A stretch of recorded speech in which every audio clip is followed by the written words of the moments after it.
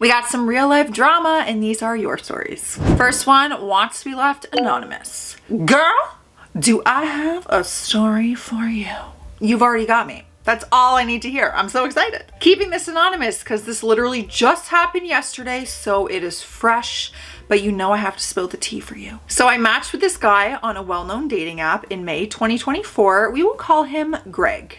I was looking for a friends with benefits at the time. He seemed cool with that and seemed like he was nice, so we kept talking. Unlike you have warned against in many of his videos, I invited him over to my place for the first meeting. Was my video muted? Did you not hear my warnings for your safety? Girl, I'm happy you're here to tell the tale at least. I was thankfully not murdered. We just hooked up. Then we did that a few more times and I thought we were both having fun until the end of June when he completely ghosted me. Although that was disappointing and annoying, I wasn't that upset because it wasn't anything serious. I go on living my life. About 5 months go by, approximately 3 separate mental breakdowns for other reasons. I feel that. I have at this point given up on dating apps and had no motivation to meet anyone new. When randomly on some night in November, he texts me again, saying he was thinking about me, apologizing and blaming it on how busy life got. I ended up giving him another shot because he was familiar and genuinely seemed sorry when I directly called him out on his BS. But I told him that day that if he goes ghost again, I am completely done. So we meet up a few times, hook up each time, but we also talk about past relationships, our most recent partners, our daily lives, and other random stuff that would come up. He would be so talkative in person, but then went back to me getting a reply 1 to 2 times a week. So again, I called that man out. And Greg promised he would be better, that he's just bad at texting even with the people he likes. Well, you probably guessed it. It got better for like a week and then went back to barely anything unless he wanted to come over. Now we are in January of 2025. After coming over multiple times and verbally telling me he was gonna work on being better at texting, he doesn't respond for over a week. I got suspicious at this point because I started thinking about it and I really didn't know that much about this man. He never invited me to his place. He ghosted me for months and then randomly came back. So on the 7th day of him not responding, I made an anonymous post in a local Facebook page that is for women posting men they are talking to just to get details or to make sure the person is not cheating. I have seen that. My hometown has one. Just 2 pictures from his dating profile and Greg, age, NET. This was during a mid-sleep intermission on Sunday night / Monday morning at around 3 a.m. So eventually I fell back asleep and honestly forgot about the post. Monday, Greg finally texts me with the classic, "Sorry, I've been MIA." I don't respond because I'm just annoyed. Same. Tuesday morning, I got a Facebook notification. 1 single response, but it was someone saying that this is her friend's boyfriend of over 2 years. I could have guessed that. I obviously was shocked, but very quickly after someone responded to my post, I get back-to-back texts from Greg asking me if I posted him in a Facebook group, saying a friend saw it, screenshotted it, and showed him, which would be against the group rules, and how he was so confused as to why he would be posted in a group like that. I obviously don't respond to him because he isn't worth my time. A couple of hours go by and someone comments unanimously so I can message her about the situation. Turns out she was his girlfriend of 2.5 years. And get this, they were in an open relationship, so she has other partners, but he was trying to get her to become monogamous for him, claiming up and down he wasn't talking to or sleeping with anyone else. The number one thing about having an open relationship is communication. You have to tell your partner about other people you are talking to. But instead of accepting his already open relationship, he was trying to get her all to himself while screwing other women behind her back. Man thought he could have his cake and eat it too by lying to his girlfriend since at least May of 2024. Thankfully, his girlfriend was extremely understanding and fully believed I had no clue, since I honestly didn't. This man told me he hasn't dated anyone in over 2 years. So naturally, I told her everything I knew, including dates and screenshots of the entirety of our text conversation. Funny enough, when researching for information of his girlfriend, I noticed that his dating profile disappeared. So either he unmatched me or deleted the app. She told me as we were talking that she was cursing him out over FaceTime, even asked if I had a message that she could send to him. So yeah, that has been my week. But don't worry, one good thing that came out of this, the last time he was here, he accidentally dropped a brand new Nick vape under my bed, which I didn't find until last weekend, so free vape for me. I love you, Josh, truly. Your channel is a positive. I'm gonna cry. I told y'all you cannot leave me nice messages. I literally will cry. Your channel is such a positive part of my day. Every day. No matter what, I'm always hopping on the hydration station with you.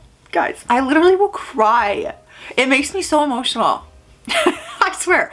That's why I'm always in the comment section with you. You guys feel like when I was on MSN back in the day and I just had online friends. I wish we could all hang out, but I still feel like we're hanging out, you know? Anyways, that's wild. Not totally surprised at all. However, thank you for sharing that with me because that was some piping hot tea, and enjoy your vape. I've never vaped, but enjoy. All right, the next story is anonymous, and there's a warning here that it's a little bit more serious and dark, so this should be interesting. I lived downstairs from a criminal. I can't say the word, but I am telling the story because there aren't many people left who know it. It happened when I was a child, and many people have passed away in recent years. A few of them may still be out there, but I have no way to know. I'm so intrigued. In 1971, my family and I lived on the east side of St. Paul in a duplex on the lower level. My mom and dad, my older brother, myself, and my younger brother. On the upper level lived a woman and her husband, a teenager named Rocky, his real name, and I don't care, and his little brother. After the people moved in upstairs, it did not take long for us to figure out that there was something very wrong with Rocky. He didn't like anyone, he didn't have friends, and he was very destructive. He used to do things like put firecrackers in our keyhole on our door. This was the day of skeleton keys. He would peek at us through the keyhole and sometimes outside of our bedroom windows. Ugh, I'm scared. I would wake up in the middle of the night and roll over and see him standing in the window just staring at me. I was only 4 at the time, but I remember it very well. I would walk out to the kitchen and find my dad sitting at the kitchen table and tell him Rocky was in my window again. My dad would then scare him off. There was rarely a day when Rocky wasn't doing something to scare us or one of the other kids in the neighborhood. I could fill a book with all the things Rocky pulled, but I will focus on the worst ones. There were a lot of kids that lived in neighborhood houses that used to get together and play games in the street or in other people's yards. Rocky would never join in, he would just watch from the upstairs windows. On one of the days when the neighborhood kids were playing in the street out in front of our house, my older brother and I were in the house and watching out the window. I don't remember why we weren't playing. It might have been because the kids were a bit older than us. We heard a loud noise, and seconds later, my mother pulled us away from the window and hustled us into the bathroom and into the tub. All of this was followed by chaos. And being 4 years old, I didn't fully grasp what was going on. I learned in talking to my parents years later that 5 or 6 minutes after the loud noise, the police had burst through our door. They tackled my dad. He was calling his mom across the street to make sure that she was okay. After a minute or two, my dad explained that there were people that lived upstairs. The police went upstairs and within a few minutes were walking down the stairs with Rocky in handcuffs and carrying a shotgun. Rocky just kept saying over and over again, "Call my dad." Rocky had shot, I'll say, a younger boy from the upstairs window and him because he, quote, he looked at my mom weird. I was not prepared for this story, especially after the one we just witnessed. What happened next was shocking. The next day, Rocky was released into the custody of his parents. My parents were terrified and kept a very close eye on all of us and told us to stay away from Rocky. Bruh, stay away. Man can come to my window and pow pow. What do you mean stay away? I could just be living. No, come on now. You can't stay there. That was easier said than done. One day I was sitting on a ledge that was at the edge of our yard and I was just dangling my feet over. I heard a noise and looked somewhat behind me just in time to see Rocky and feel his hands on my back as he shoved me off the ledge. I fell about 6 feet flat on my back in the yard below and it knocked the wind out of me. Nobody was surprised. Rocky's little brother was a year younger than me and was a pretty sweet kid, so I used to play with him once in a while. One day I was playing with him in the backyard and his mother came around the corner panicking because she couldn't find him. She didn't know that he had left the house. I didn't know she didn't know where he was, so I felt really bad. That didn't sit well with Rocky. A few days later, Rocky approached me and said he wanted to show me something, and he took me by the hand and we went for a walk. You know. But then again, you're a kid and you'd be so scared, so you'd probably listen. I remember walking for a very long time. We went past Main Street and all the businesses, and it started being less and less a business area and more field-like. He pointed to something out in the field and he said, "Hey, go grab me that. I want to look at it." Being young and stupid and gullible, I went into the field. When I grabbed what he was pointing at, which was an old bottle, and turned around, Rocky was gone. He had ditched a 4-year-old me in the middle of nowhere. I sat down and I cried for a while, and I think I even fell asleep for a time. Poor baby. This part is fuzzy in my memory because I was so young. At some point I got up and I just started walking. I knew I needed to find someone, so I started walking the direction I thought we had come from. After walking for a while, I started to see buildings and busier streets. I was walking down the side of a street. When I looked up, I could see a UPS truck heading straight towards me.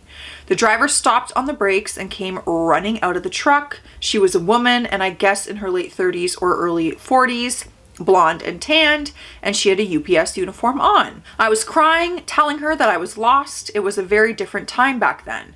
There weren't really payphones everywhere and nobody had cell phones, so she put me in the UPS truck and she drove me back to her house. I remember she had 6 kids and she gave me a grape popsicle while she called the police. Like, don't sleep on grape popsicles. Orange creamsicle, my absolute favorite, but those grape popsicles when we were kids, oh. Yum. It turns out they knew who I was because my mother had called the police when she discovered me missing. My parents were relieved to see me, that they didn't ask where I had been at the very moment, and the police just dropped me off and left. I am sure that they just assumed I had wandered off. Once things calmed down, I told my mom that Rocky had ditched me. Rocky, sitting there on the porch with a grin on his face, looked at my mother and said, "Now you know how my mom felt," and walked into the house. My parents knew at that moment they needed to get out of the house. My dad had to work, so before he went to work, my mom would get up and dress all of the kids and they would leave the house together.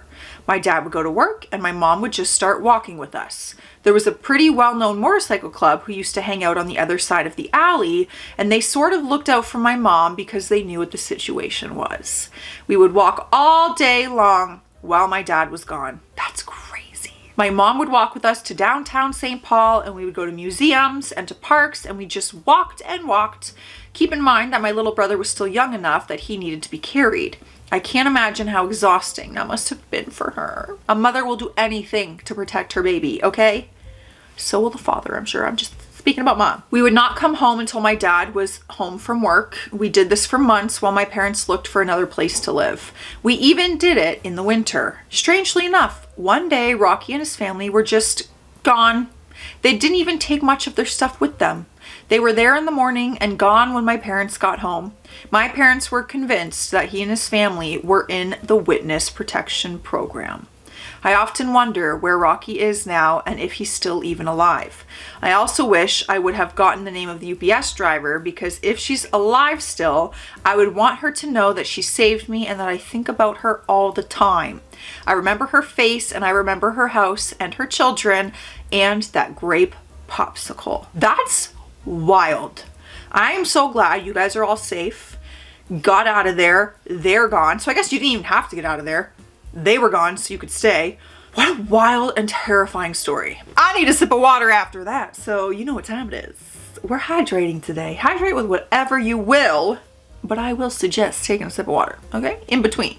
Cheers. All right, next one is coming from AJ. I had to teach the other woman a lesson. Petty revenge style. This happened a few years ago, 2016. Oh my God, a few years ago? That's gonna be like almost a decade ago. Oh, that's so sad for me. When I, 42 female, was engaged to my now ex-fiance who was 45 male. I will call him V. V and I had what I thought was a near perfect relationship for 2 years. We worked together, lived together, and our children were the same ages and they got along great. I got off work early one morning and came home to find V's truck not in the driveway. I worked day shift and he worked nights, so he was usually sleeping at this hour. His phone was going directly to voicemail and my woman's intuition was telling me that something was suspicious. Always listen to that, no matter what the situation is. This was the first time ever that he wasn't there when he was supposed to be. After driving past his mother's house and 2 other houses in our town that he usually went to, and still not seeing any sign of him, I got a sick feeling in my stomach. I was so distraught, I accidentally turned the wrong way at a stop sign and ended up going down a street I rarely ever go down. A couple blocks down, I looked over and I saw a red truck in the driveway of a little yellow house. I slowed down and I checked the license plate and saw that it was indeed V's truck. I wanted to throw up. I started shaking and was on the brink of tears. This couldn't be happening. I prayed that this was just a big misunderstanding that we would laugh about later. I pulled my car in the driveway behind his truck, effectively blocking it in, and walked up the door.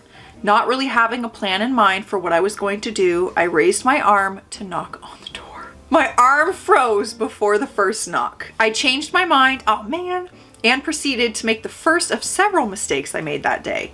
Instead of knocking, I reached down and slowly turned the doorknob. I let out a little gasp when I realized it was unlocked. Before my common sense could talk me out of it, I walked into the house and started down the hallway to the bedrooms. I knew the layout of the house because we almost rented this exact house a few months before. I opened the door to the first bedroom and found, you guessed it, V sleeping in the bed next to someone I had never met before in my life. I yanked back the cover to find them both wearing their shirts and nothing else. They both woke up looking confused, to say the least. Her especially. She's probably like, whoa, maybe she doesn't even know about you. I bet I looked like a deranged psychopath from their point of view at the moment. She sat up and yelled, who are you? And I yelled, I'm his fiance. Who the hell are you? When I turned my head to look at V, he looked like a deer caught in headlights. I balled up my fist and hit him upside his head and said, hi honey, did you get lost on your way home this morning? Then I reached down and grabbed, what am I about to read? I reached down and grabbed his flaccid willy with the grip of a nutcracker and sank my freshly manicured acrylics into it. I then, what is happening? I then gave it a hefty yank to help him get out of the bed. I'm sorry, I can't read. I'm flabbergasted. He yelped like a chihuahua and then jumped out of the bed, grabbed his jeans off the floor, and awkwardly pulled them up to cover his now bloody wiener. What? Girl, this is way crazier than I expected it to be. When I looked at the other woman, my stomach turned. She was at least twice my size with bad skin and big yellow donkey teeth. We're not gonna hate on the other woman. It's your man who owes you the trust here, right? For context, along with my regular job, I am also a professionally trained and represented model. I know looks aren't everything, but oh my God, seriously, WTF, dude. That is what you choose to mess with over me? Wow. I understand that's a natural feeling. When a partner cheats, you like compare yourself to that person. You're like, but what was the reason? Like you compare the hair color, the looks, the body shape, and you're like, what was it that made you pick that over what you have? So I understand that point. I always thought it was, if he was ever going to cheat on me, it would be with some young Playboy bunny looking bimbo. Not this disgusting bridge troll I saw in front of me. Disgusted, I walked out of the room. I wasn't going to give her or him the pleasure of seeing me cry, and I knew a breakdown was coming at me like a freight train, and I needed to get as far away from them as I could. I got all the way to the front door when I heard footsteps coming up behind me. As I opened the front door, I turned my head to see who was behind me, and I was met with V's fist. Oh no. He hit me so hard, I spun around, stumbled off the front porch, and landed on the front lawn. The next thing I knew, I was picking myself up off the front lawn, and he was getting into his truck yelling for me to get in my car and go home. I scrambled into my car. A new wave of panic hit me with the reality that she would be calling the cops on me, and I didn't want to have to explain why I was there. V followed me home, and we had our biggest fight ever that morning. I made him strip off his clothes and get in the shower. I poured bleach all over him, and I scrubbed his more delicate areas with a toilet scrubbing brush. Okay, this isn't like petty revenge. This is like physical violence. I'm sure the fresh wounds on his man parts were aggravated by the bleach and most likely didn't tickle. But hey, that's the price you pay when you cheat on me, buddy. Now here's the consequences to your actions. I burned the clothes he was wearing in our backyard fire pit. I knew that even if I washed them 1,000 times, it wouldn't remove the filth. He begged me to forgive him, and he swore on his daddy's grave that this was the first and last time he cheated, and he learned his lesson. But the damage was done. The trust was broken beyond repair. He cried when he saw my swollen face and begged me not to call the cops on him. This all happened in early November. Later that month, I had to attend all our family Thanksgiving activities with the entire left side of my face bruised. When anyone would ask me what happened to my face, I told them the truth. So needless to say, both our families and our friends were not exactly happy with him. He had hit me so hard I had to go to the eye doctor and was told that I lost 10% of my vision in my left eye because of that one punch. As much as I wanted to, I couldn't pack up and leave him or kick him out immediately due to the fact that we had just signed a new lease on the beautiful house that neither one of us could afford, only on one income. The other woman found my Facebook and started messaging me, harassing me nonstop. I soon found out that V and her had been on again and off again, friends with benefits for around 16 years or so. Mind blown. She followed me around everywhere I went, the grocery store, the bank, out to eat. I even found her at a job parked next to my car, just sitting there staring at me. Honestly, it was unnerving. The police even told her that if she didn't stop, she would be facing a lot of trouble. After a few weeks of this insanity, I decided enough was enough. I knew she was alone and miserable, and I also knew she had online dating profiles on several different sites. It was obvious that she needed something to take her focus off me, and I thought of a way to do exactly that. Cue the petty revenge. Oh, I thought the petty revenge was the wiener torture. I made a call to one of my really close friends I have had since I was a child. Let's call him D. I found her phone number in V's phone and started texting her from an anonymous texting app I downloaded. I texted her telling her I was at a New Year's party that night before at the bar and that she gave me her number and that I enjoyed the spicy kiss she gave me at midnight. We live in a small community, so I already knew that she was trashed at that party. She was blackout drunk and asked around the next day what she had done at the party. She took the bait, and for the next few weeks we texted practically nonstop. D was a great partner in crime, supplying me with all the pictures and proof. She asked her to establish that D was real and not some catfisher. I guess she has had issues with catfish before. Surprise, surprise. It didn't take long for her to tell D that she had fallen in love with him and wanted to meet up. Knowing her birthday was coming in a few days, I came up with the most epic idea ever. I have a feeling we have different ideas of epic. I told her to pack a bag for a romantic birthday getaway to a city about 250 miles away. She has never been outside of our little community, so this excited her a lot.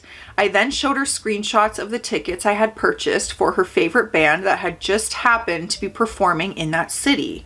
I also sent her screenshots of the downtown luxury hotel I booked for us, VIP presidential suite, of course. Nothing else would do for my special girl.